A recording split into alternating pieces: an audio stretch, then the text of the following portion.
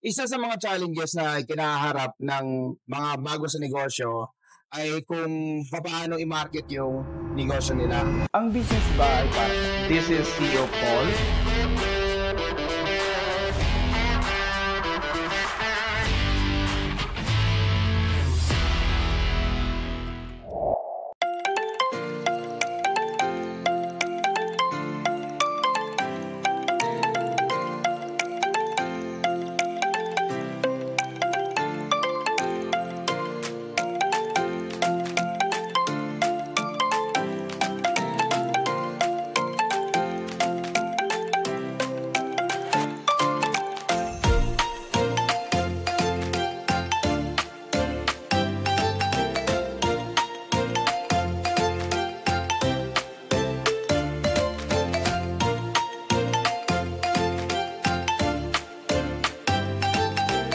Narito tayo ngayon sa Angel's Kitchen, ang isa sa mga negosyo ng ating kasosyong Yuri ng KMG. So, ayon sa kanyang information tungkol sa business na ito, ang business na ito ay nagsimula sa Japan kung saan meron siyang sariling restaurant doon at naisip niya na yung mga mabenta doon sa Japan ng pagkain, yung mga street foods ay dalhin dito sa Pilipinas, ilagay sa isang restaurant. So, ito nga, ang kainan na ito ay minamanage ng kanyang kaibigan na nandito sa Pilipinas at with the help of kasosyong Yuri na nasa Japan naman. At nandito nga tayo sa actual kung paano gawin ang takoyaki ate, ano? So, nag-start kayo nung September 15, right? So, like 4 days ago. Ayun. So, normally, ano naman yung feedback na naririnig nyo sa mga customer? Ayun, sabi nila masarap daw yung mga food. Kasi authentic talaga siya. Lalo na tong takoyaki, nagustuhan talaga nila kasi iba daw talaga yung lasa. Sabi ko kasi talaga yan eh. From Japan talaga yung mga ingredients niya. Ayun, hindi ko sinasabing hindi masarap yung mga iba, pero iba pa rin talaga pagka authentic talaga na takoyaki from Japan talaga. So yun ang ating unique selling proposition sa ngayon. Opo. Dahil marami nga rin dyan yung takoyaki. So ito, authentic na yung ingredients nito at yung mismong product na ito ay originated from Japan. Yes, galing talaga ng Japan yung mga ingredients po niya.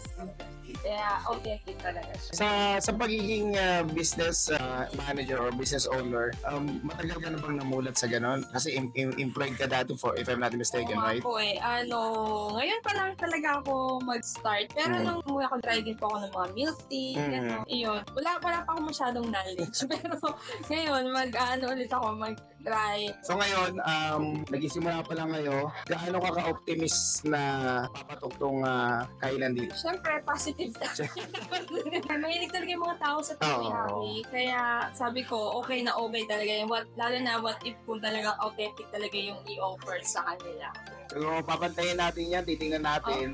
Ang susunod mong babantayan is repeat customer. Oo nga po. So, dapat aware tayo doon. Halimbawa, itong customer na to, pumunta to last week. Pag nakita mo muli, ibig sabihin, there's something doon sa business nyo na binabalikan din. Alagaan natin yung mga customer na yon. Ang mahirap sa lahat is ipakilala yung product nyo. Pero isa pa sa pinakamahirap is mag-maintain ang customer. Pero ang negosyo talaga nabubuhay sa repeat customer.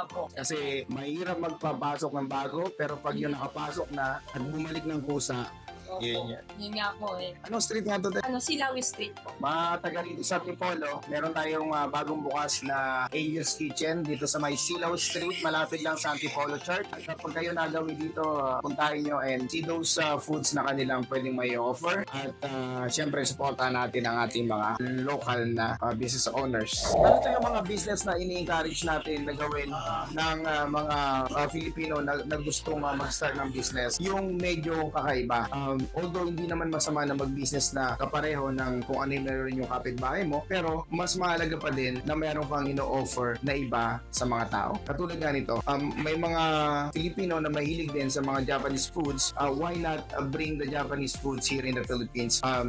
or the other way around. Dahil meron din naman mga Filipino katulad nga ni Karoshong Yuri na dinala naman sa Japan yung mga dishes ng mga Filipino. So why not we do it the other way around? Kaya bilang suporta, narito ang inyong CEO Paul pumupunta sa mga negosyo ng aming mga kaibigan upang at least matulungan namin sila sa promotion at mapakita na din sa mga gusto magnegosyo at nagsisimula pa lang magnegosyo na meron talagang pagkakataon ang bawat isa. Although hindi lahat pwedeng maging negosyante, pero lahat may pagkakataon. Pwedeng sumubok, pwedeng mag-dry run, pwedeng subukan kung ano yung mag-work. So, hindi lahat ng negosyo nag-work. So, kung ano man yung sinimulan mo ngayon, make sure na hindi mo ibubuhos lahat ng puhunan mo, hindi mo ibubuhos lahat ng asset mo sa business na yun. Kailangan subukan mo muna. We don't really know, lalo na sa food business ko. Pero ang mahalaga is subukan mo with kumbaga control. Hindi yung lahat na lang ibubuhos mo, lahat na lang ilalagay mo, puhunan, asset, and everything. Then kapag hindi nag-click, malulumbay ka, mawawala ka ng pag-asa. So subukan lang, tingnan yung market, kung ano magiging reaction ng market. Then from there, kung kailangan nang mag-adjust tayo sa ating mga strategies. Marketing, and promotion and whatnot. Ang mahalaga, you try to create your own business.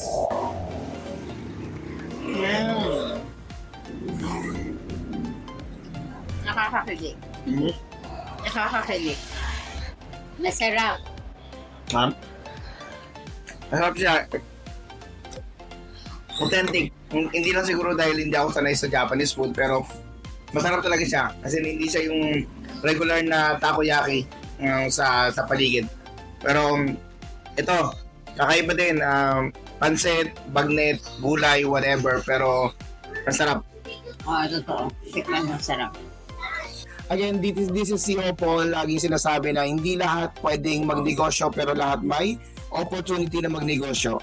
And dapat simulan mo yan ngayon na. Execute, then execute. Success is a choice.